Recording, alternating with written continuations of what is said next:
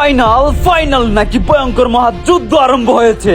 আসসালামু আলাইকুম প্রিয় দর্শক, স্বাগত আপনাদেরকে কসবা তেতিয়া গ্রামবাসীর উদ্যোগে Mushfiqur Rahman MP double bike football টুর্নামেন্টের গ্র্যান্ড মেগা ফাইনালে আমি তুষার আবারও দেখাতে যাচ্ছি ফুটবল খেলার এক ভয়ঙ্কর বাঘের খেলোয়াড়। কসবা উপজেলার ইতিহাসের সব থেকে বড় টুর্নামেন্টে আজ গ্র্যান্ড মেগা ফাইনাল ম্যাচ অনুষ্ঠিত হয়েছে। আর আজকের এই ম্যাচটি দেখার জন্য এই মাঠে প্রায় 6 মিলিয়ন দর্শক রয়েছে।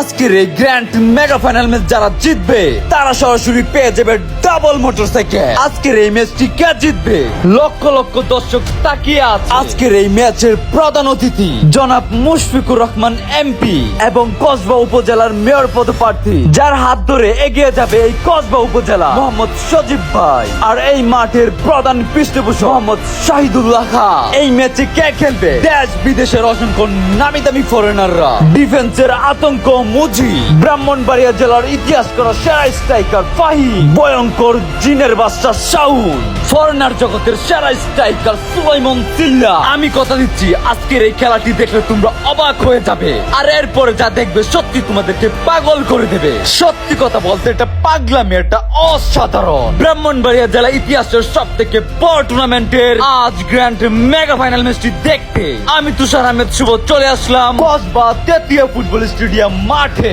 আজকের এই ম্যাচে এক পাশে রয়েছে শক্তিশালী কাইমপুর ফুটবল একাদশ, অপর পাশে রয়েছে শক্তিশালী জাফরগঞ্জ ফুটবল একাডেমি। দর্শক চিল্লাচ্ছে, কেউ বা কাইমপুর ফুটবল একাদশ বলে, কেউ বা জাফরগঞ্জ ফুটবল একাদশ বলে।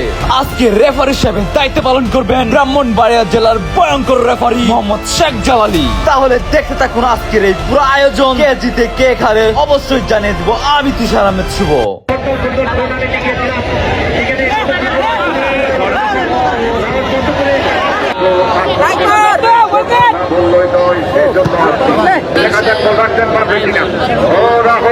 নিয়ন্ত্রণে রেখেছেন কিন্তু সেখান থেকে আবারও সিদ্দিক মোদি থেকে সিদ্দিক কাটতে পারলেন না। জার্সি নাম্বার 9 সেখানে দিয়েছেন ইব্রাহিমের এখনো নিজের নিয়ন্ত্রণে।